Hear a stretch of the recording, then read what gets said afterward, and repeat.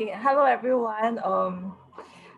Thank you for signing up for today's workshop. I'm Lydia, and I'm the Communications Executive at the Synod office, and will be the main host for the workshop today. So we will actually start since it's already 8:05. Yep. And basically now what you can see on our screen now is you can actually check us out on our website, Facebook, and also Instagram. And if you want to find out any more updates on we have a monthly update. You can actually scan the QR code to actually get an email alert every month that has the latest news and update from the Synod office as well as our member churches. Okay, so the reason why we decided to hold today's workshop is basically we actually did a survey back in July, and also we realized like half the pastors that actually were stressed by this video production, and then we also realized that there is also like manpower and knowledge shortage in this field. So that's why we decided to hold this workshop to actually combine all our resources together, and also to also help those who give you all some suggestions that you all may want to use back in your church. Yeah, so we had in the form that you registered in, we also asked you for some of your burning questions, so we hope that we'll be able to answer all of them. We may not be able to answer all the questions because some of them can be quite technical, but after at the end of this slide, we also send at the end of the workshop, we actually send you this PowerPoint slide as well. There are also some resources that you can refer to. And if you have any questions throughout the session, you can actually send it via the chat to me under the Synod office account. And at the end, we'll actually have a Q&A session where we answer your questions. Today, we also have three churches who will be sharing their experience and their setup. The first one will be Covenant Presbyterian Church. The second one will be Providence Presbyterian Church. And the third one will be Chenli Presbyterian Church. So later on, we can also find out from them as well what is their setup like, and so can learn from each other. Yeah.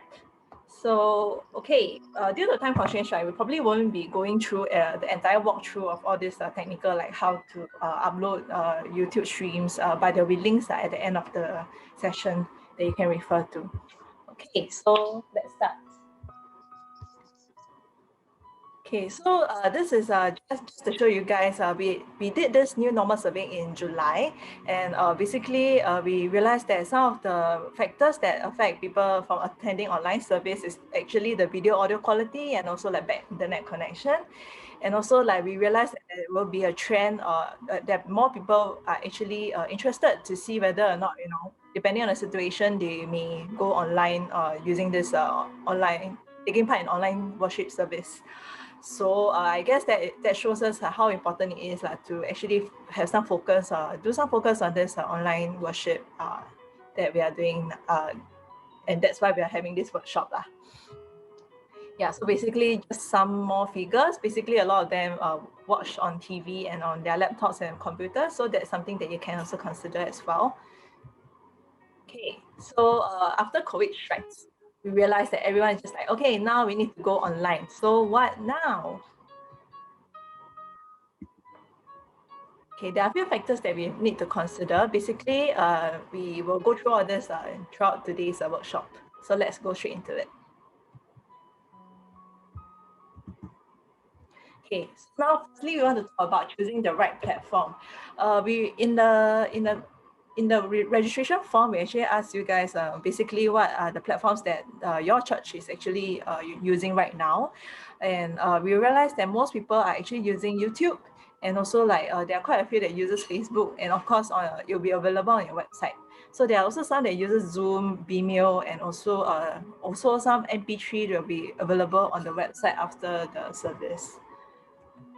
So basically, okay, for today, whatever that we go through today is actually a recommendation. It is not a hard and fast rule. I understand that different churches have their own, different target audience, and also your own concerns as well. So you can just take it as a recommendation and see whichever that fits your church the best. Yeah. Okay, so basically the first one we talk about with the website, the website is your website. Basically, your target audience will be your public as well as your church members.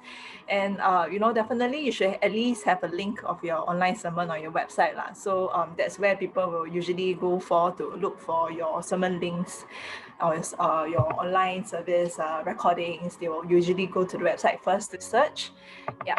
And whether or not you decide to, use an embedded video, like you upload on YouTube and then you put it on your website, or actually you host it yourself, it's up to you as well. Some churches, I realized that they actually limit the people who actually are able to watch this video. So they actually put a password a password protected video where only the members will be able to watch it at a certain timing.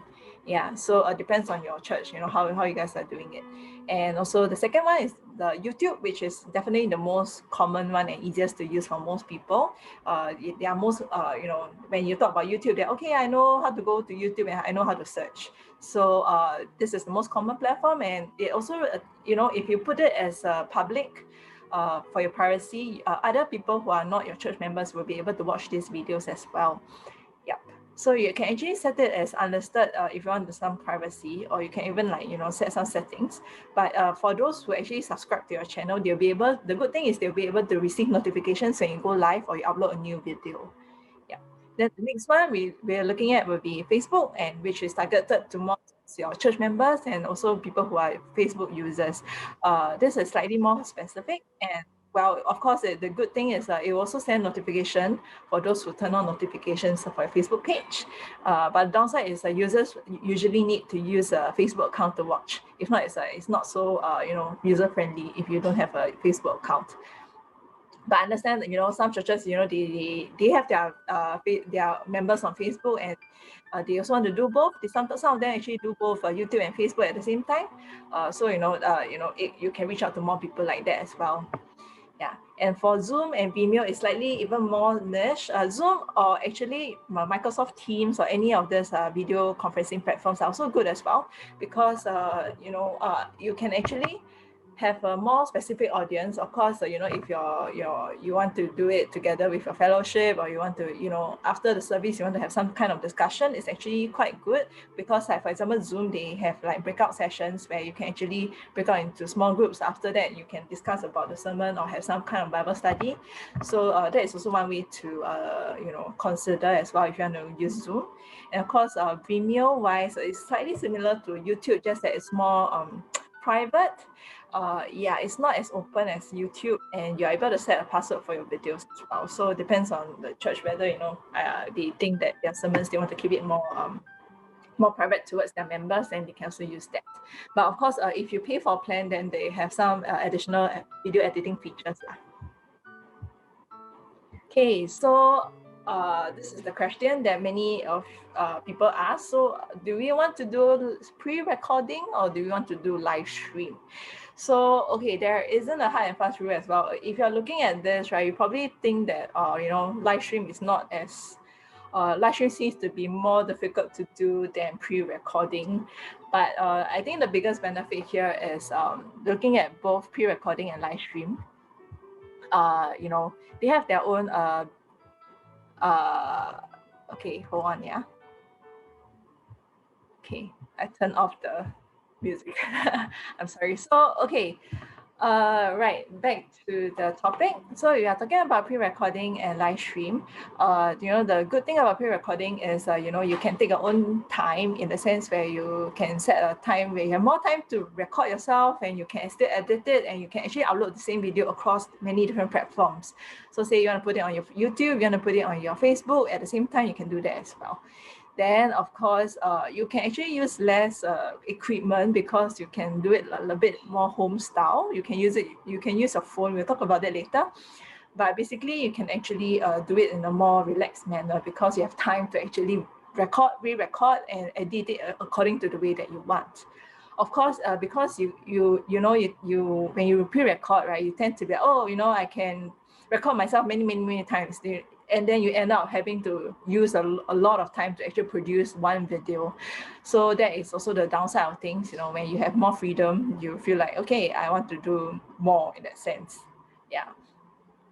So pre-recording is slightly more suitable for non-physical worship sessions because you are in your own like house or setting. You don't have more people. So or basically for those who want to pre-record their worship sessions, because now due to COVID, there's still restrictions of like live singing. So usually worship teams will actually record it as a separate video and then they'll play it during the session itself. So that will be more of a pre-recording thing. But for live stream, right, basically, of course, it's only one take and you can't really edit anything after, like, as it goes.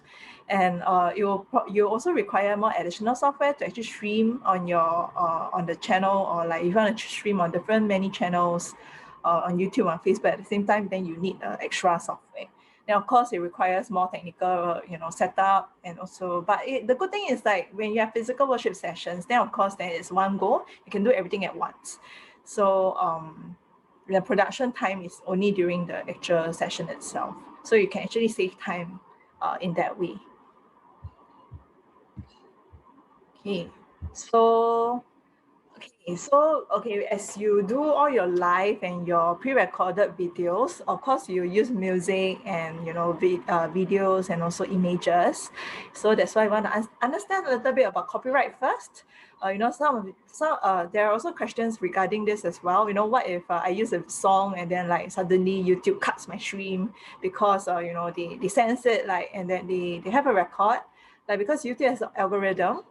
They'll actually pick up all this music files by themselves. So some of them will be very, my stream will get cut, or like my account will be marked, get 3 strikes or something. So what we actually recommend you is if it's not your own thing, try to get permissions before using anything. And also especially for music wise, right, permissions and licenses need to be applied. Most of y'all already are already ongoing, having this online worship already. So I think your churches are also quite should be already quite equipped in this. But some extra information for you, you need to for this music wise, right? Usually these are some of the websites they can check out to apply for permissions, especially CCLI. Which is the Christian Copyright Licensing International. It's basically the main one that most of us just go to because they have like the biggest database of songs. Yeah, and then of course for the Chinese ones, you can also approach them. Yep. And some of them basically just require you to mention them in the video or in the description. Yeah, so the churches can actually write to these publishers to make arrangements for this copyright. But even so, you will still be able to pick up this audio, but there are different levels of like copyright. Some of them will just say that you have a copyright claim and then your video cannot be monetized. But like you see on the screen, it may not affect your channel, so it's fine. You can just leave it there, or if you want to dispute it, or if it's affecting your status, your channel status, then of course you want to dispute it if you have the actual permission to use it. Okay, so now we'll talk about the pre-recording part first before we move on to the live stream part. Because we have a lot of content today, I will be a little bit fast, but if you have any questions, you can feel free to drop me in the to message me lah, then we'll talk about it later. Okay, so there are people who ask, okay, so how do you want to record a video? There are many ways of recording video. Basically, you can just take your phone and you put it on a tripod or anything, you put it on your book, you can record a video already with your phone. And nowadays, all the phones, right, they can film out to 4K, which is really great, even better than some of the cameras out there. Yeah, so that's one. And you can also use a webcam via your laptop's webcam program, or you can even use Zoom to record using your webcam. I'll show you a slide after this about that. And of course, another thing is you can use a video camera. Then you just video yourself and you put the video file into your laptop or computer. Okay, recording via Zoom. The thing about Zoom is, right, it can only record up to 720p, so it's not full HD, but it's kind of still HD. It's good enough. If you just need something that is, you don't need it to be too high quality. Yeah, but the good thing is, most of us already know how to use Zoom, so it's actually quite easy. You just have to start out a meeting and then you just record yourself, and you can even put your PowerPoint beside you, like what I'm doing now, and then you can actually press the slides and you talk, give a sermon, or you can talk about like whatever message that you need to talk about. Yep. And then, of course, these are the methods that I won't go into details. You can actually look at this after we send out the PowerPoint after the session. Okay. And then the other hardwares that you can use to record video, if you're going budget, like I mentioned, you can use a phone. You can use webcams. Usually they are a lot cheaper. You get them at about 100 to 200-ish for quite an okay one that can film up to, full HD. But of course, if you want to spend on the long run, video cameras are still, of course, the more you get a better video camera, you have better quality used for a long run. And I think most of us already probably realize that online video, online sermons, online services will probably be the way to go in future as well.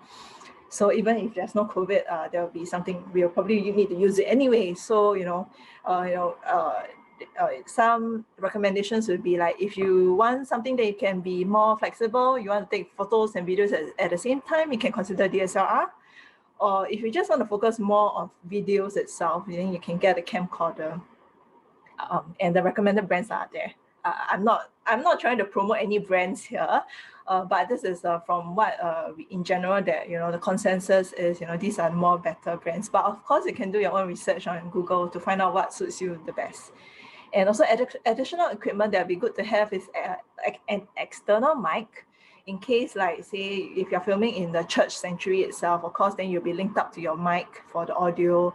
Or like if you're in a small room, then of course it will be better in case there's like echo. In order to cut all this echo and have a better audio quality, usually we recommend to have an external mic. It could be a USB mic, it could be a camera mic that you put on top of your camera on your DSLR, that's like a Rode mic or clip-on mic, and etc.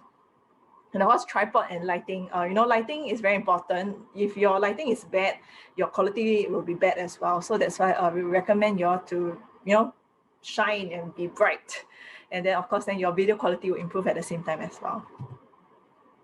Okay, next up are some filming good practices. Okay, this one could be slightly more technical, but it's something to improve your video filming quality. Now we'll talk about rule of thirds. You can see the photo of this guy standing at Marina Bay. Basically, if you look at it, right, there is it's like a tic-tac-toe, you divide your screen into 9 boxes. The rule of thirds basically is basically like how you want to place your face. Some of them, if you are doing interview, usually if you watch news, they probably will put the person on the left 1/3 of the screen or the right 1/3 of the screen. So basically your eye level is at the 1/3 part. Usually if you're looking at your phone camera or even if you're using a DSLR, there is also like the grid as well that you can use to actually kind of gauge where is your 1/3. Then you place your face and your person there and make sure that there's enough headroom.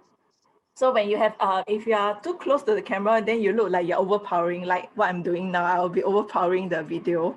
But if you step back more, you can actually, feel more comfortable and you have some space for movement. When you talk, you have hands movement, then it won't be too tight inside the box as well. Yeah, and of course, make sure that it's well lit and try to find a clean background, or you can get a green screen as well. It's not expensive now to get one. And also try to record everything in landscape if you can, because what we are viewing now on the screen, everyone's viewing HD, that's why it's 16:9. So everything is landscape. So we want to go with that as well. Yep. Okay. Now, after you film the video, what you want to do is you want to edit the video. So these are some of the programs that I personally have used, and also is used across by many people. Of course, there are also other programs as well that you may be familiar as well, that you think is good. Feel free to let me know what are your good recommendations. But these are some that I think are good enough for you to kick off some things. If you're looking at free programs, Windows and Apple both have their own in-house video editor that comes along with your laptop or your computer. And also slightly more professional would be DaVinci Resolve. It's slightly more complicated, so it may be harder for you to learn, but it's also not a bad choice. Yeah, and And I know some of you all actually use Filmora. It's quite, so somebody actually just messaged me, it's quite decent for beginners. So you can also check that as well, Filmora, Filmora. Yep. And then, of course, personally for me and also most of the people who do broadcast, we actually use Adobe Premiere Pro for Windows, and Apple, you can also use the same equivalent, which is like Final Cut Pro. Of course, if you want to get the Adobe family, it's good because if you have Photoshop or you want to edit audio, you can also use the entire Adobe family series. They actually can link to each other. So when you're editing on Premiere Pro, your video, then you want to edit the sound and audio, you can actually move it to like Adobe Audition, and then it actually links directly back. So you don't have to have like a dual kind of like the programs and then export again and import again. You don't have to do that. It's all in the same environment. Yeah. And also another tip for those, if you want to do short clips on your phone, there are actually some freemium phone apps that I personally think is quite good, which is like this too. You can, if you purchase the app at a few dollars, right, you can actually do quite a lot of good edits on the app itself. But that's provided, if you use your phone, and you can actually drag out the timeline, everything. It's actually quite easy to use. And they also have some kind of templates that is easy for you to actually input some special effects. Yeah, but that's for like shorter clips. Now, of course, for audio programs, there's Audacity, which is totally free. You want to clean up your audio, and there's a ton of tutorials with Audacity as well. But of course, if you have Premiere Pro inside, it already has some audio filters that you can use to clean up your audio already. Yeah, if you're looking at purchasing any of these Adobe programs, you can actually check out TechSoup. They actually provide a non-profit organization pricing. Yeah, but you have to apply through your church, basically. Okay, so when we talk about exporting the video, over here, I'm actually talking about using Adobe Premiere Pro. But of course, your different kind of video editor programs can also use similar kind of the export settings.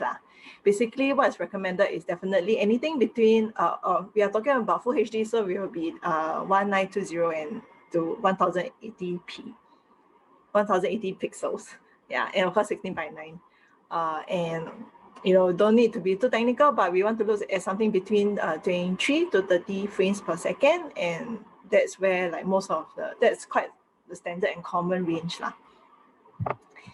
Yep, and if you want a smaller file size, you can actually reduce the target bit rate. Because we're actually putting these videos online on YouTube, we don't need something that's too huge with a too super high res. If you are doing movies, of course, then you have to go on a higher bit rate, but something between 5 to 8 is good enough, because if you have a 1 hour video, your video is going to be a few gig big if you are like on like 10 Mbps. But if say you're on a 5 Mbps, maybe you can cut it down to say 600 MB. And then it's easier load on the YouTube or whatever streaming. When you upload it, it will take a shorter time as well. And the quality wise is actually still quite good. So you don't have to, make it too big of a size. Okay, so that's the pre-recording part. Now we want to talk about the live stream. Yeah. Okay, so here setup wise, right, I just want to make it easy for everyone to kind of understand. I actually made it into 3 levels. One is the basic level, intermediate level, and advanced level, which each of this part we'll have our churches will be sharing later. They'll actually show you like how they are doing it for each of these parts. So the first one is actually you basically just have a video camera that you can video and connect to an online streaming platform. And then go on, yeah. Okay, so yeah, and then the second one, intermediate one, we focus a little bit more on the hardware. Basically, you buy a video mixer plus audio mixer, which can be connected to the computer, and then you connect it to an online streaming platform. And then the third one will be the advanced one, where you have the software add on to this entire thing, where you actually you'll actually be able to do more things, basically add subtitles, your PowerPoint and everything. Okay.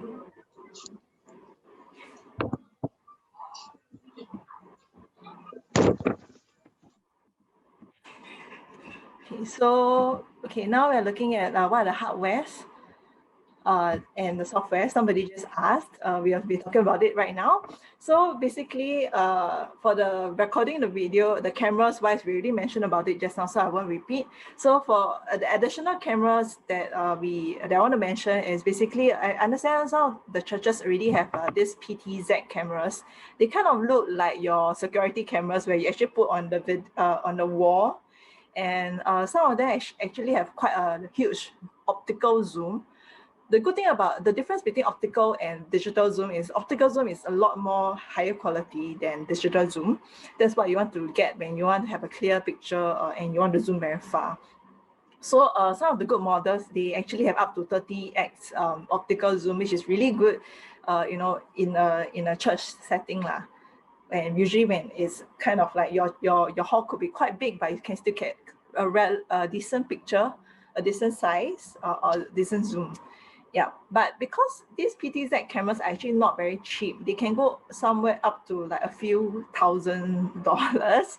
So, but if you're looking at it on the long run, if you want to get a good HD one, actually is not a bad choice, because especially if you have space constraints inside your church sanctuary hall, your church hall itself is not very big, then you don't want to have too big of a video camera in the middle or something, then you can consider something like this, or you can even just place a camcorder on the wall itself and then just kind of like zoom in from there. So that's something for you to consider. Yeah, and then of course we want to talk a little bit about the video mixer and the audio mixer, like you can see at the photos here, right? Right over here. The popular ones are Blackmagic and also Data Video. The new ones are actually over here, the one on the slightly bottom one with the red background, red-brown background. That is one of the newer models. It is also not, say, that cheap, but of course the good thing about using video mixer is it's easier for people to actually learn how to use it, because it's very straightforward in the sense you touch. You can set camera 1, 2, 3, and then as you can just switch accordingly with this video mixer. So it could be easier for those older people to actually learn, or for those who are not so computer savvy. They don't really, for those who are not so computer savvy, they may find software or using programs like OBS a little harder to use. So, but when you have a physical thing for them to learn, it is a lot easier. You just have to set, okay, I want the video. I want the video to just show the person, so it'll be number 1. I want the video to show a PowerPoint only, that's number 2. And I want to show the video and the PowerPoint, the video of the person and the PowerPoint together, that'll be number 3. So that's how easy it gets. Yeah. So usually when you have this kind of video mixer, you also need a video capture card or device to connect your camera to your computer. Yeah, and the Blackmagic, how do you pronounce this? ATEM? ATEM costs about $1,250, but it's a good investment if you want to train more people, and it's a lot. It could help you to actually train more people to actually do this ministry lah. And of course, audio mixer itself, most churches, or basically all churches, should probably already have an audio mixer inside your hall. Basically, I won't talk too much about it. I won't talk about this too much. You probably already have, more people who are more, better in this technical aspect for the audio than me lah. But basically, it actually provides you with a better audio quality, because when you have your sound feed into this audio mixer, you can change your levels accordingly to your instruments, to people who are talking, to singing, and that's how you get a better audio quality. Okay, and also when we talk about streaming the video, we want to talk a little about the computer that you use as well. CPU wise, actually I put this really general, because I understand that there are a lot of factors that can make a good laptop, but we want to get, when you have more RAM, obviously your computer will be more powerful, and you have a good CPU and a good graphics card. Of course, your everything that is streaming on your video on your computer will of course be a lot better. But of course, if you're not sure, the easiest way to do is you go and buy a gaming laptop. Gaming laptops have the best kind of like CPU, they have a lot of RAM, and they have a good graphics card, and that's how, you can get a good live stream or stream out as well. Okay, when talk about internet connection, it's very important because, for example, say like now I'm hosting this workshop, I'm actually using my landline directly connected to my wall. We want to make sure that you have a dedicated internet connection so you don't break your internet connection and everything is stable. And then if you don't have a landline, it's fine. You can also use Wi-Fi. It's slightly more, Wi-Fi is of course slightly more not so safe, but if you have no choice, you can still use Wi-Fi, but you make sure that you have as little people using this Wi-Fi as possible. Basically, one person, one laptop using that one Wi-Fi at this time, it will be the safest lah. So, but always try to have a backup connection ready in case your connection just dies. So sometimes you can use your phone to actually tether or something like that.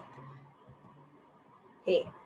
So, some of the softwares you want to look at when you do live stream, we want to talk about platforms first. Of course, the free platforms we know, YouTube, Facebook, Zoom, which can also take in your OBS feed via a plugin. You can actually download a plugin to actually feed your live stream into your Zoom, and then I'll talk about this later lah. So these are the free platforms. And then if you're talking about free stream programs that most of us are already using, is the OBS. I'll talk about this also more after this. And then we have this paid presentation software called Pro Presenter. Actually, it's quite good. Of course, the license is slightly expensive, but as you can see on the photo right here, they can actually do a lot of, like, say, your overlays for your lyrics, for your PowerPoint, for your video. It's very intuitive. So for those who wants to make things life easier for you, if you want to put like worship lyrics, everything, they also have a database for worship songs as well. Because this program itself, if I didn't understand wrongly, I went to their website. They were saying that they actually, they actually supply this program to churches, especially. So, they have all this database. So it's actually good for you to use for your worship songs. Yeah, and also if you want to do multicasting, say, for example, cast on both YouTube and Facebook at the same time, you may want to consider like a multicasting platform such as Caster. Okay, we want to talk about a little bit of OBS for those who have not already started using OBS. The thing about OBS is, like I mentioned, right, it's a software. So of course, for those who are not so computer savvy, they may find it a little bit more difficult to use, but it's actually quite straightforward. It's totally free. It's a cheaper alternative than buying an actual video mixer itself. You don't exactly need an expensive video mixer. You can actually do all your edits on the OBS itself. OBS itself, you will be able to put in all your titles, your PowerPoint, and everything already. Yeah. But so if you're looking for a cheaper alternative, you can actually try OBS, and it's free. And you can also download a lot of plugins to actually enhance your video as well. These are some of the recommended settings for OBS. We want to basically, the best thing is basically you go on a studio mode, and that's where you can look at your preview before you go live. So there are two screens. The one on the left will be the preview, and the one on the right will be what people are actually watching on live. I'm going to run through this. You can take a look, in the PowerPoint that I'll be sending out to you guys later on, because these are all very technical. But these are also the recommended kind of settings that after we tested, tried, and also went to Google everything. These are some of the recommendations that we have lah. Okay, so I'm going to bring out some of the examples from the different churches. Mainly those of you who actually joined this session, you guys already sent in your videos, and I took a look at it as well, and we'll be talking a little bit about it. So what we can see now is the layout. We have picture in picture, we have the PowerPoint, of course we have titles and the logos. So as you can see, on the left side, we'll talk about the sermon. Basically, we have most of us already have like PowerPoint together with the speaker, just a placement issue where you want to place it, whether or not the sizing of the speaker is big, small. All this can actually be, if you're using OBS as well, it's actually very easy to actually do all this change and your customization. Of course, if you're using video mixers, it will be something simpler, like what you can see on the bottom left. If you're using video mixer, it usually looks something like this. Of course, when you in this kind of situations, we probably will suggest that you don't have too many words on PowerPoint because it'll be too hard to look at. when you have too many words and your screen, your PowerPoint itself is so small on the screen. So it could be hard for people to read the words as well. And on the right side, some of you actually asked that how do you want to do our worship videos, So these are some of the suggestions that, you can actually consider. Most of these worship videos are currently still pre-recorded due to the restrictions. But, you can actually put your video picture on top of the PowerPoint. This one on the top right hand is actually done over OBS. The video picture itself is a layer on top of the PowerPoint itself. So the PowerPoint will run on the background, and then the video, you'll see the person singing, and then of course the PowerPoint is running with the lyrics behind. So that's good because when your PowerPoint is full screen, people can read the lyrics better. And of course, there are also some that uses, when you pre-record, then they actually put in the subtitles on. It's also good as well, but it also takes you some time to actually put all the subtitles together, matching of the same audio and timing. Yeah, so it will take some time to actually do all this pre-recording. So you can consider, if you're using OBS, you may want to consider just putting on a PowerPoint slide, put in picture in picture and record it together, so it could be easier for you. You don't have to do too much of post editing after the video or the recording itself. Yeah, these are some more good practices. Basically, if before you start your YouTube live, there is some kind of countdown. You want people to prepare their hearts. You can actually include some information about like your church services or like some upcoming events, or and some kind of information that can direct these people. Maybe they're new believers, they want to reach out to you more. You can provide your URLs, or like, hey, we're going to have this Bible study session, you can join us, scan this QR code as you prepare your heart for the worship session. Or at the end of the live as well, you can also have such kind of this kind of image where people can actually find out more information about your church. Also, good. Of course, you do make sure that it's easy access, to your online service video. Whether or not you put your link on your website, on your social media, or you sign it out via WhatsApp. Try all ways. I mean, I would recommend, you try always to send out this link. Of course, you want more people to watch the video if possible, right? Yeah. So make it accessible for everyone. And also, when you're on site itself, when you're doing live stream, it's the best to have a checklist items. A checklist of items that you have to do, basically to help everyone to know, hey, which is the part where we have to do what, So and it will also help you to train new people. You just have to pass them the sheet. Okay, do this. Then they can just follow, and then of course it will be a lot easier to actually train up new people. Okay, so we actually talked about this just now, utilizing Zoom and other video conferencing platforms to actually, how do you want to interact more with your church members? Somebody asked, it's very one way. People are just watching the videos, but I want people to respond. How do I get them to respond? You can actually use Zoom, you can use Microsoft Teams or whatever, and basically link them up by that way. Like I mentioned, you can actually put your live stream feed into your Zoom and then broadcast it as well. So for those of you who maybe, I don't know, you have a Zoom paid account, you can actually do that. You can invite your members, and then everyone can watch it together. After the entire service ends, you can actually break out into your breakout rooms. You can discuss about today's, how do you feel about today's sermon, or you can even do some Bible study session, or like some discussion, or like you want to talk to the pastor, you can actually talk inside this breakout room. You can have a separate breakout room, and where it's private one-to-one talk as well. So that is something that you can consider.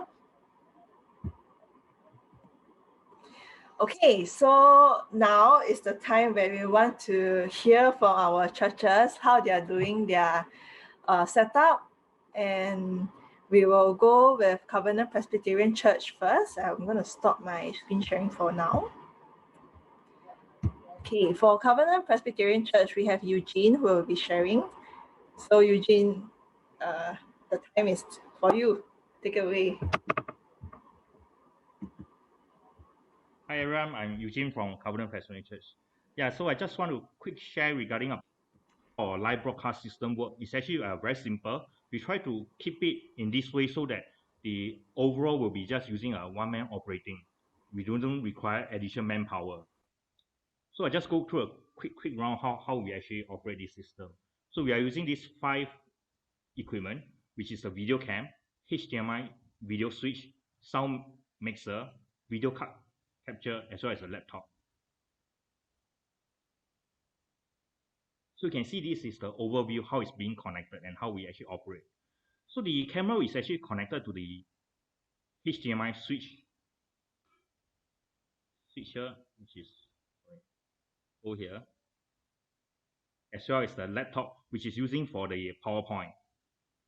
So the sound mixer is also connected directly to the HDMI switch. After that, we will connect to the capture card. Then we loop back to the laptop for live stream. So how we operate in every Sunday is, first and foremost, we turn on the PowerPoint. We turn on the PowerPoint, then we live stream immediately. Use the live stream. After that, right, we actually can't, sorry, this is just another overview. Yeah, this is the set overview of how it looks like. So as you can see, the laptop itself, which is using for both PowerPoint and live stream. We are not using those high-end laptop. It's just an everyday normal usage laptop. As you can see on the left-hand side, this is the HDMI video switch that we are using. So how we run is very simple. We just turn on the PowerPoint slide, connect to the YouTube, then we are actually live ready. So while we are on live, right, we actually do not need to click any more things beside the PowerPoint. So from there, we just control using the HDMI switch, which is we try to preset in 3 buttons, which is the user 3, which is a normal PowerPoint slide. After that, whenever there's a sermon or preacher going up the stage, we'll switch to user 2, which is the PowerPoint that is over the cam video. Which you can see, this is actually the PowerPoint slide, which is over the video cam. So as and when we need to remove the PowerPoint slide, as you can see, we just key in another button. So this is our overall how we sell this system. Try to make it simple and easy for our church member to actually use it without having too much training. Yeah, that's about it.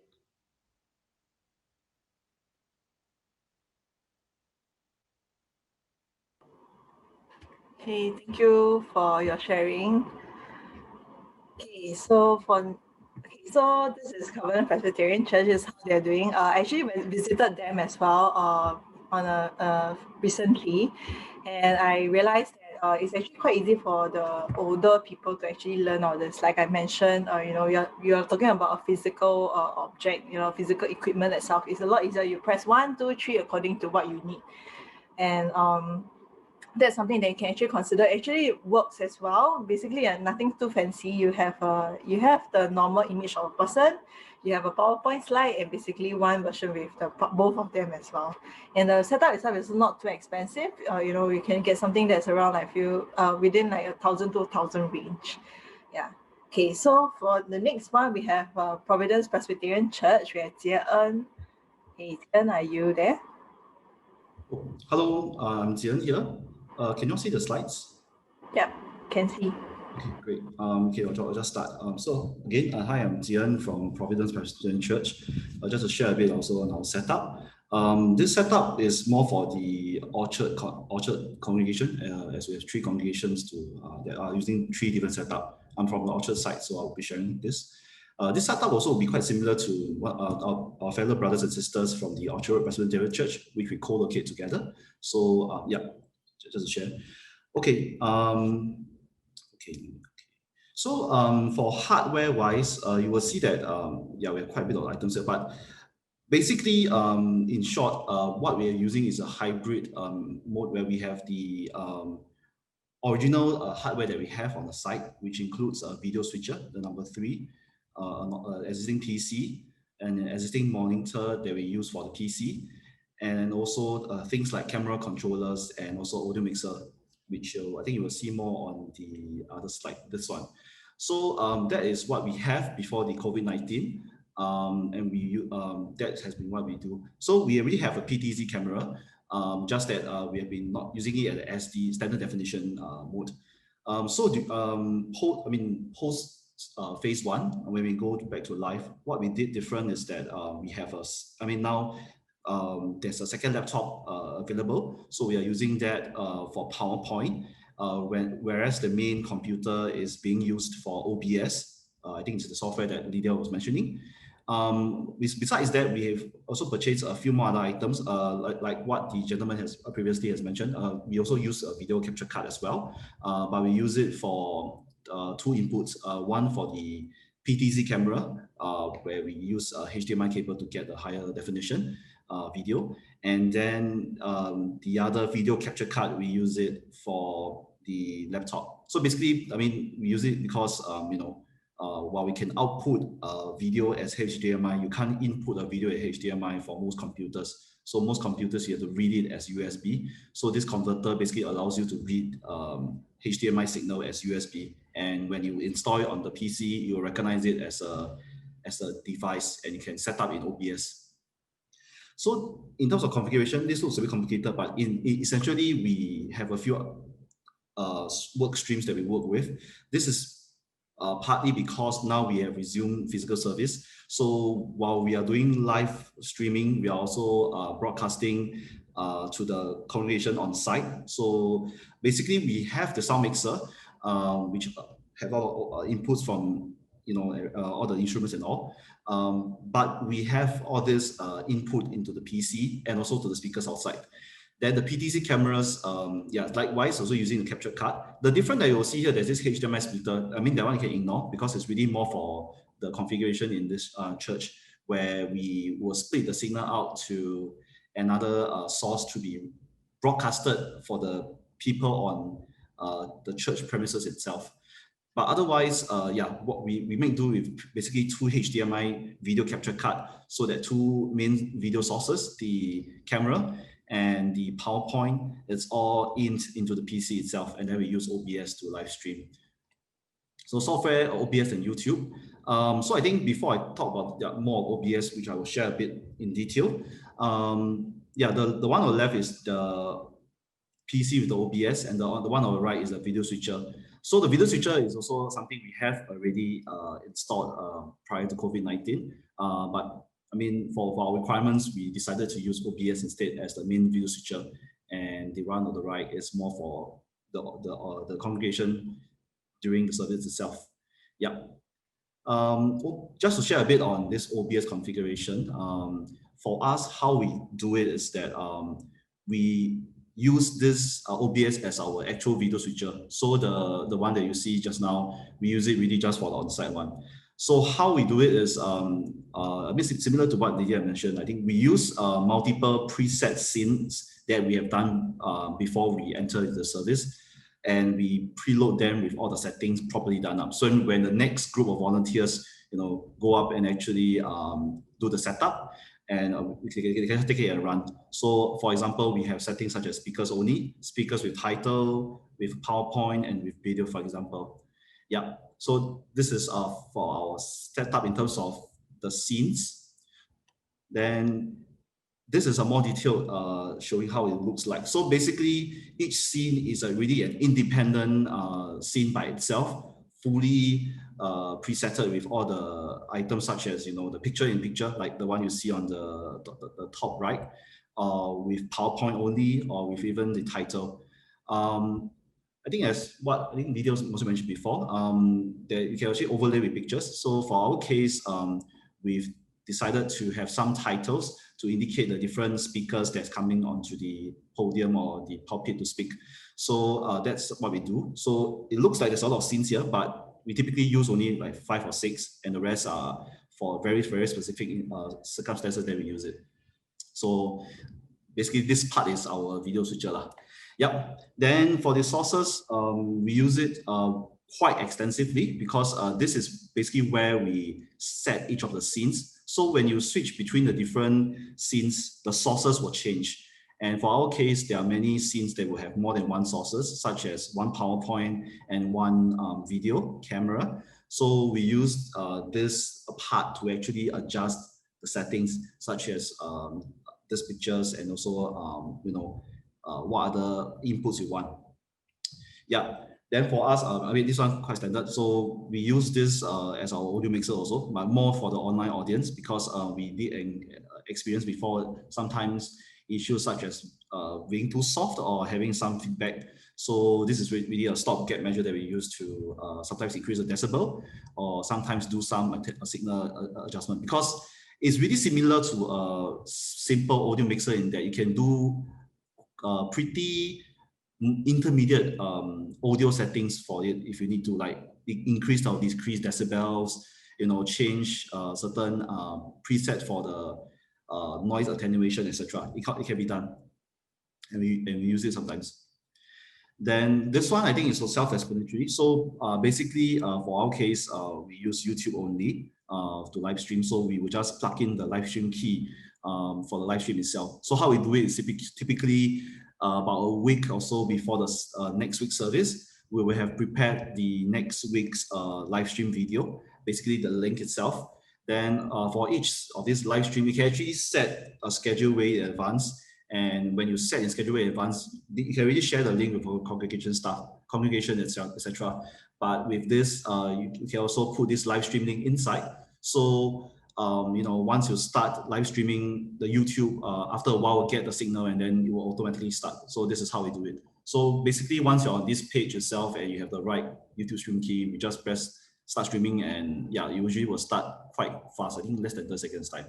But I think just for sharing, you will note that for people who actually have volunteers helping to do QC, that means looking at the actual live stream and feedbacking to the AV crew, about any issues with regards to voice or the video, there will always be a delay. I think up to for my encounter, I think up to 3 to 4 seconds, depending on the latency itself. So just take note.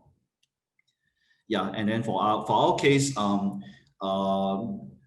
we will do all the adjustments and settings before we start the live stream. But once we start the live stream, we'll typically toggle it to the multi-view mode. I think it's the one that I think Lydia shared before also. So this mode is really it really looks like a video switcher. So it's the one that you see on the right.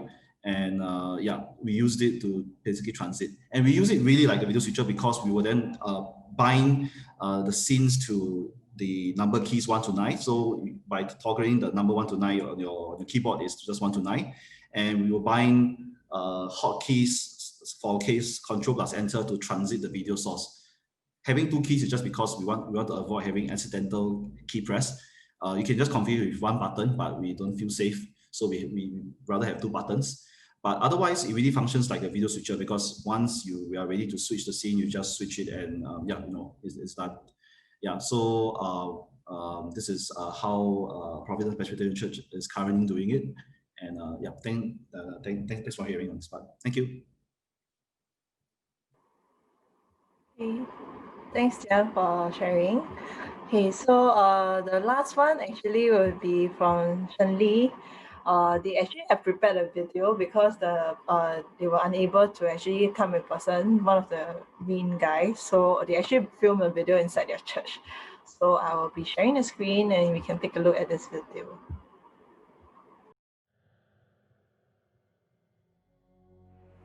Hello， 大家好，我们是来自长老会真理堂。在这段疫情的期间呢，我们其实把我们的2堂崇拜结合为一个崇拜，就变成是华音崇拜为主。那在思考在要怎么样的把我们的崇拜转成线上崇拜的时候呢，其实有几个东西是我们的重点。第一呢，就是在音响方面，我们觉得这其实是非常需要非常清楚、清晰，然后在家中的会友才能够就是能够去听到这讲台的信息，还有专心的去崇拜。还有第二呢，因为我们在线上崇拜的时候，难免会有很多移动，好像他们需要去插麦啦，还是他们可能就是需要去移动一些麦克风之类的东西。所以这方面呢，最好是尽量减少。要怎么减少呢？其实我们等一下Trevor 会跟你们分享我们要怎么用那些 slides 来盖过去，所以它不会成为好像在家会友看的时候会成为一种好像有一点局限呀。再来我们就是把这2堂崇拜联合成一堂联合崇拜的时候，我们就是在歌曲方面，在诗歌选择方面，在讲台信息方面，我们都使用的中英文。这样也因为我们也知道说，在家中的会友他们的那种注意力，也在线上的注意力也不能长达太久的时间，所以我们尽量在崇拜大概是在1个小时到1个小时15分钟就结束了呀。所以以下呢，等一下我们会有2个年轻人会跟你们一起分享在整个制作的过程，我们是怎么样的使用不同的科技电脑来促成我们今天所看到的线上崇拜。谢谢，希望会帮助到你们。Hello, welcome to Trinity Sound Room. So this is where all the magic happens. There are 3 things that we do here primarily. First is the audio, the second is the stream, and the last is the presentation, slides, and whatever. So actually the heart of this thing belongs to this computer over here. We chose to upgrade this computer earlier this year when there was a need for live streaming and services online. So this computer combines the audio with the visuals. Connected to this computer is this thing called the Atom Mini Pro ISO. This is a switcher, it's a video switcher. All our camera inputs are connected to this, as you can see up here. We can get different angles and everything, and the person sitting here can choose which angle they want at the appropriate time. So the computer over here is just syncing up the video and the audio together and posting this on the stream. So this is acting as our video encoder, which is going on YouTube every week at 9:45. This final computer over here is doing one thing and one thing only, which is Pro Presenter, which is the software we chose. But actually you can just use PowerPoint or any other slide type of computers or programs to run this. So it's playing different videos. If I can show you here.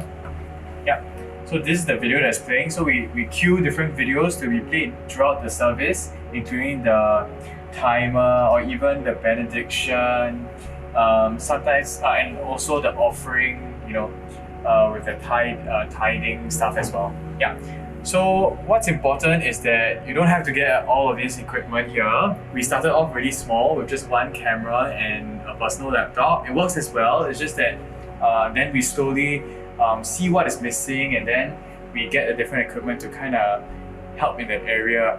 And before this, our church equipment was actually 10 years old, or actually more than that, about 12 years old.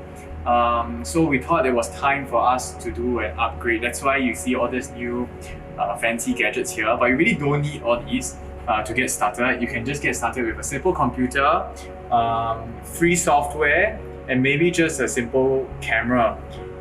How you link everything up together, it depends on which church you're coming from, the size of your church, and what you want to do with the stream.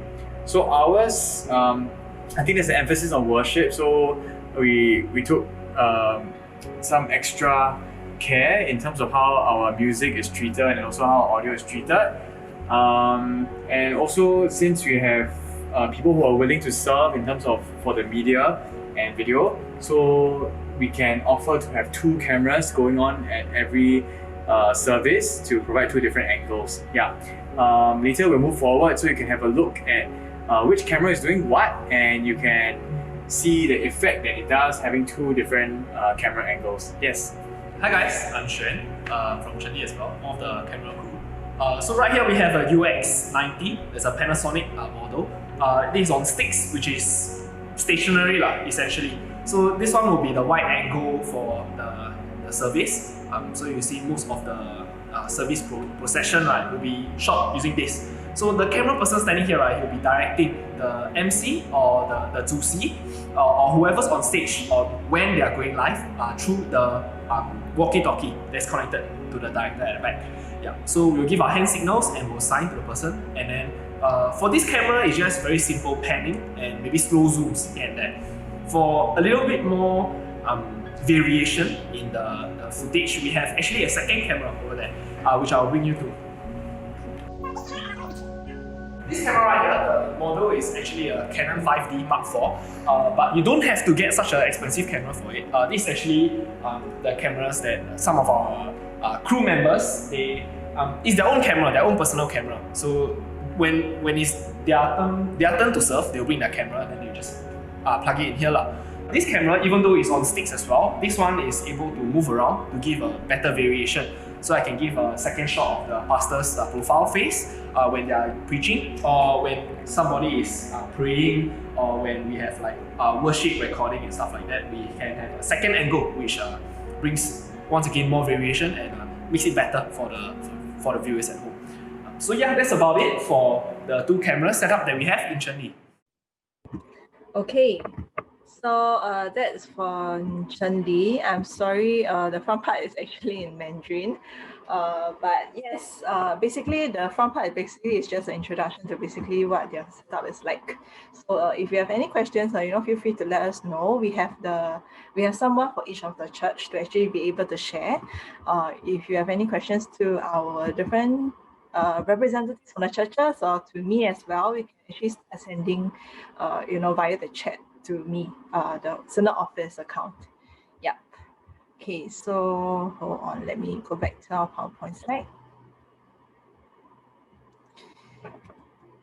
Okay. So in this PowerPoint slide, we also provided some resources that you can check out. Actually, this Streams of Life, they actually did another session earlier this year. They also have their own, they also did an entire recording of basically how do you step by step, sign up for YouTube and do the entire YouTube live stream. So for those who are interested in that, you can actually check out the step-by-step video YouTube in this link.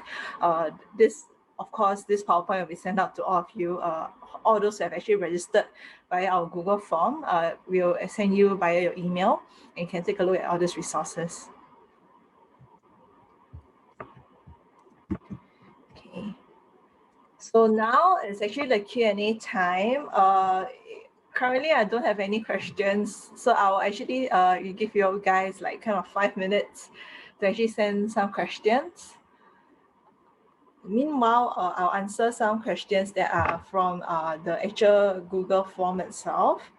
There are some of you who actually ask, you want to know how to improve your streaming audio. There's sometimes there's static and residual noise, or there's sometimes there could be echoes as well.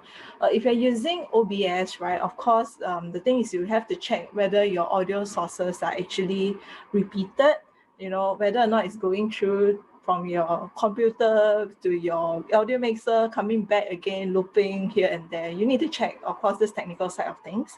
And of course, it could be also from your problems with your audio mixer, or could be your mic as well. So that's something that probably as a technical staff, you need to check all these things. Yeah. Bandwidth requirements wise, of course, you can actually do speed tests using, you just have to Google speed test, and then they'll tell you how fast your internet speed is going. Of course, the higher the speed is better. If you have the higher speed, then of course your stream will be more stable. But in a case where you cannot have too high, if your internet speed is of a certain level, but if your stream is still lagging, if you're, for example, you're using OBS, you can actually reduce the frame rate or the target bit rate that you're actually running, the frame bit rate that you're running on. Yeah, it's actually part of the slides in front. So if you download the PowerPoint slides, there is actually more information there. Okay, and then we also have questions that says, how do we ensure long-term sustainability in the ministry in terms of manpower? So as mentioned as well, training is very important. when you prepare for those who are already serving now, you already probably have the know-how.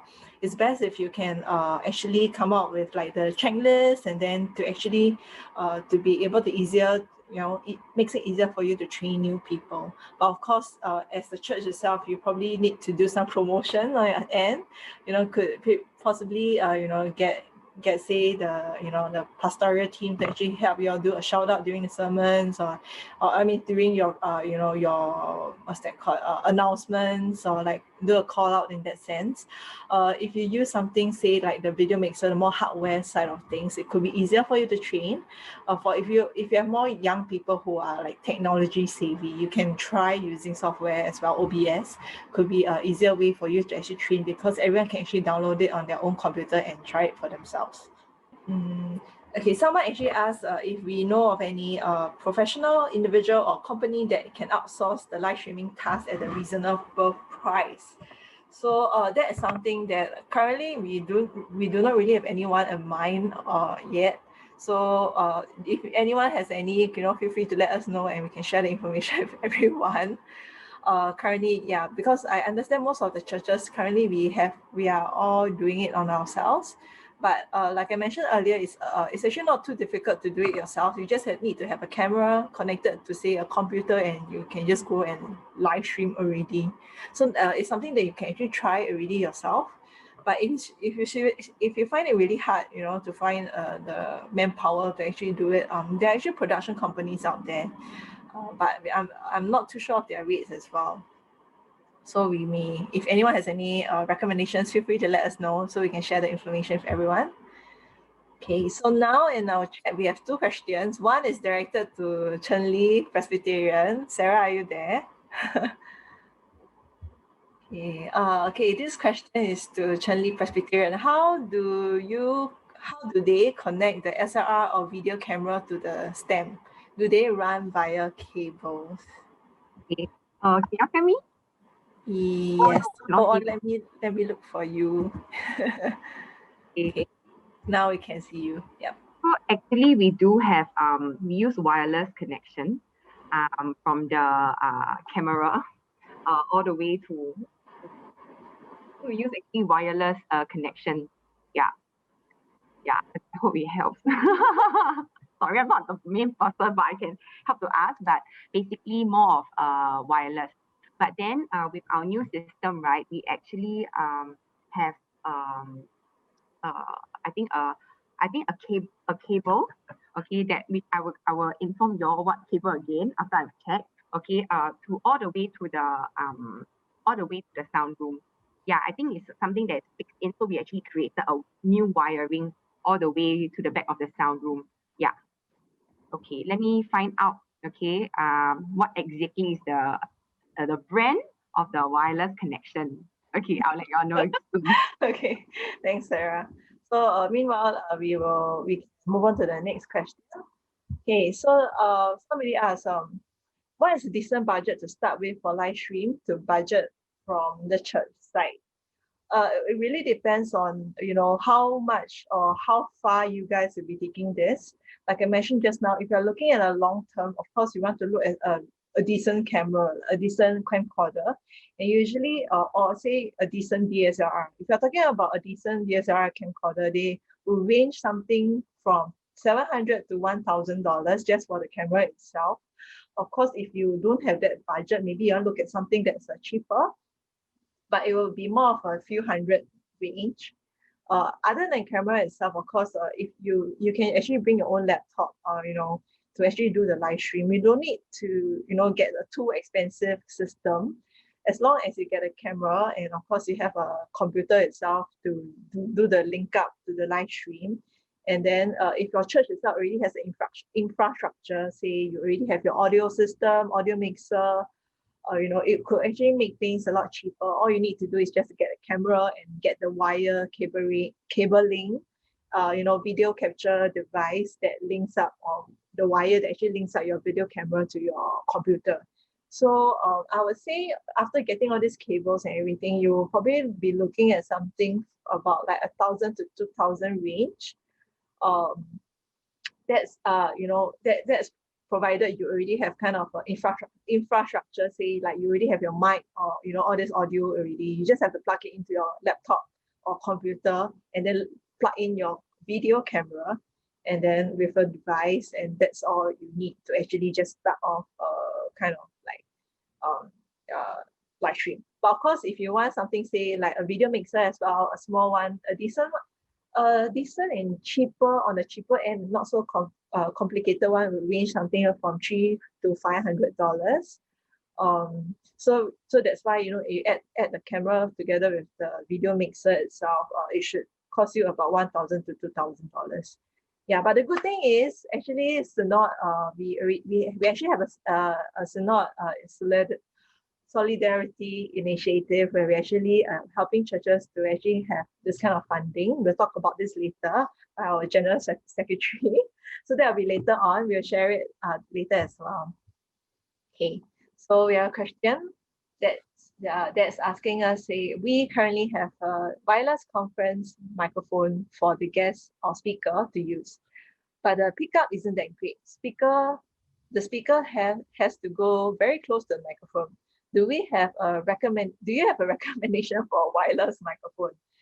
Okay, so for microphones wise, personally, I have to honestly say I'm not very well versed in this when we talk about wireless microphones. I don't know, maybe say Jie-En, if you have any recommendations, you can let us know. Because I understand that he's AV team. Do you have any recommendations for wireless microphone? Okay. So for Providence itself, I think a good wireless mic, pricing range wise, it really depends on how far a range you want to look for. So in our experience wise, because most of the mics we have already installed on site, so the range is longer. But if you are looking to just the distance between your speaker and the laptop is say less than 100 meters or 50 meters, then the mass market commodity wireless mics that can find say on Lazada or even Shopee is about below 200. You can find something reasonable. So like we were doing our research for a lavalier mic, for example. A lavalier mic, a no brand one, can cost you about less than 200. Yeah. So if you talk about a short distance one, below 200 is okay. But also it depends also on I would say, the type of mic you all use. So let's say if you only require lavalier mic, that would be the range. But if you all require the usual wireless mic, the handheld version, then that could go even lower. We have one in our repository that is actually less than 100, but the range also is about 50 meters only. Yeah, so that is that. But separate to that, I think one more thing, if I could add, is just for wireless mics, it's good to check the frequency that the wireless mic is using before you purchase, especially if you buy online that has no brands, because certain frequencies will actually interfere with Wi-Fi, or actually it might pick up Wi-Fi or other signals. So just have to check on that. I think usually if they say it's FCC safe, it's fine, because to be FCC qualified, usually it means that it doesn't interfere with the other wavelengths that FCC approves, which also include Wi-Fi. Yeah, so hope that answers your question. Are there any brands that that you think is not bad? I would say, okay, if you don't mind a more mid-range one, then you can look at actually Saramonic, SARAMONIC. I think I saw one previously on, is it Lazada or? Yeah, it's going for less than $300. So that one is more of a lavalier mic that you put on your shirt. But that the range is not very long. So Saramonic is a pretty okay brand in my opinion. It is not unknown brand, plus it works so far from what I understand.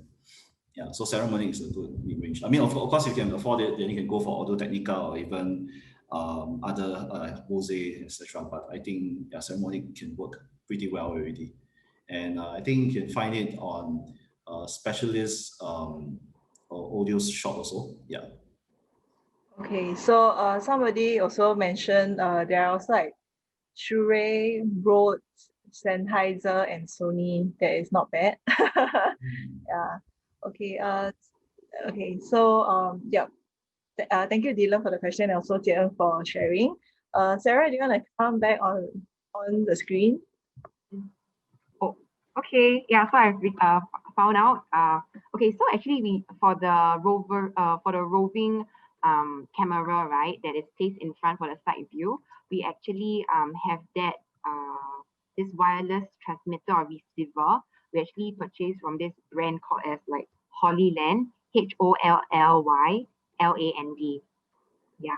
And so what happened is that we have the transmitter will actually send the video from the camera to the receiver that is placed in a sound room that is connected to the Blackmagic Atom itself. Yeah, so this is how it's being transmitted. So camera to the wireless transmitter, and then after that, at the other end of the sanctuary, the receiver will receive the video footage and input into the Blackmagic Atom that will go into the encoder and then to the live stream. Yeah, I hope that answers. It's Holyland that we use. Your Holyland is the wireless transmitter. Yes. Okay. Okay, hope that answers your question. Okay, thank you, Sarah. Problem. So do we have any other questions? If not, we will move on to the next and final part of our workshop today. Okay.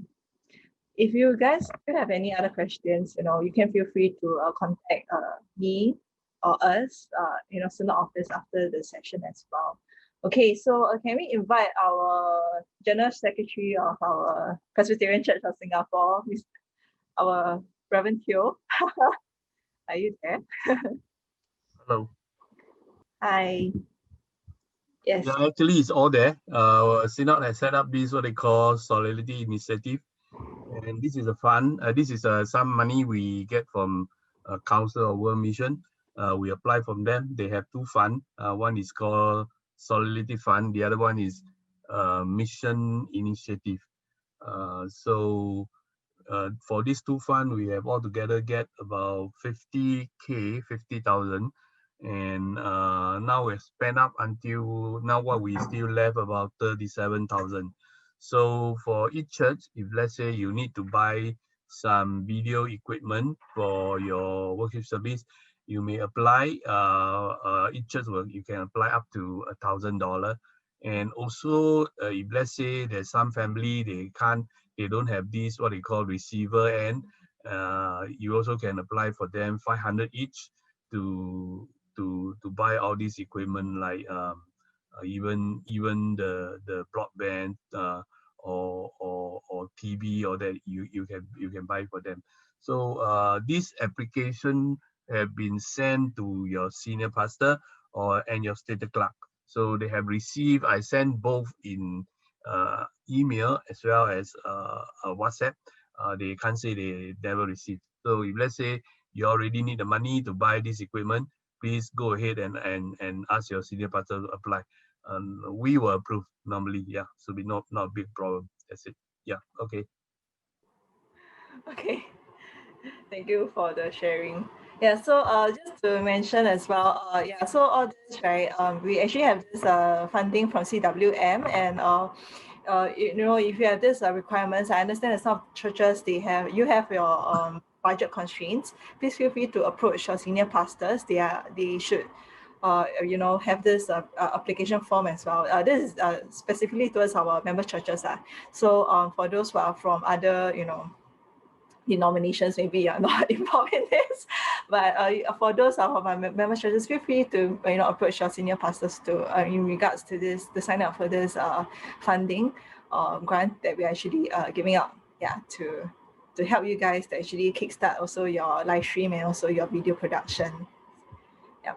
Okay, so we are here at the last slide. Basically you can connect with us. We on the QR code, you can actually check out our you can actually sign up for our monthly updates. We will be sending out updates about our news, news about our member churches, about our upcoming events, and also across our missions and updates. across our within Singapore, also together like with our also partners overseas as well.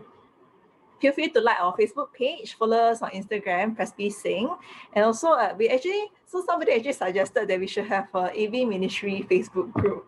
So I went ahead to create one. I think it's quite good. We can actually feel free to throw in our resources together. If we all gather together, we can actually maybe say you're talking about having to get some bulk discounts. You can have some churches come together. So so feel free to actually join the AV Ministry Facebook group. It's facebook.com/group/AV Ministry SG. Yes, I actually threw in some topics inside. Feel free to discuss, start your topics. Of course, you want to be nice about it. Everyone just feel free to put in your opinions and comments, but let's keep it safe environment for everyone to actually share. We want to share our resources and our knowledge there. So yeah, that's where you can actually find people to actually find more information and knowledge there as well. Okay, so somebody actually asked, right, the Solidarity Fund initiative, right? We actually just released the news yesterday only. So currently on our website, it's not updated yet. But this SSI is actually available for application now. So feel free to approach your senior pastors regarding it. Yeah, the currently our website actually shows that the application is full, but that was for the part 1 of it. Now the part 2 has already started. Feel free to apply. Yeah, you can use the part 1 form also. It's the same form. Yeah. Okay. So that's about it for today. Can we actually have Reverend Teo to close us in prayer? Okay, sure. Let us pray. Father, we come before you asking for your help. We are thankful that under these circumstances, today we can have all these AV system to help us continue our worship service. We just can't imagine if, let's say, there's no such a equipment or such a AV system, how can we do our worship again? We pray that this pandemic will be over soon so that we can back to our church to have our fellowship. We thank you for tonight, the sharing, that we come together. Hopefully, you help us so that we may be able to serve you well. We pray all this in Jesus' name. Amen. Okay. Thank you for everyone for joining us today. Like I mentioned, today after this session, I'll actually drop you guys an email with the recording of this session, which will be uploading on our YouTube, and also we'll be sharing the PowerPoint that I've actually shared just now. Should you have any more questions, feel free to drop me an email. You should have my email inside. It's also part of the Google form as well. Executive communications at presbysing.org.sg. It could be if you want to just tie up with other churches as well. I can tie you guys up if you have such questions as well. But do join the Facebook group. If we have a lot of people there, of course, it will be easier for us to also share our knowledge there. I believe that we are all in a body of Christ, and we are all different parts of the body of Christ. So we are brothers, sisters. We can share all our knowledge and help each other out, and of course, to enhance this AV ministry. Hopefully, in future, we'll be able to do better some service videos and be able to actually present this better to our congregation members as well. So thank you everyone for joining today, and I hope you have a good rest tonight. Okay, see you all. Thank you.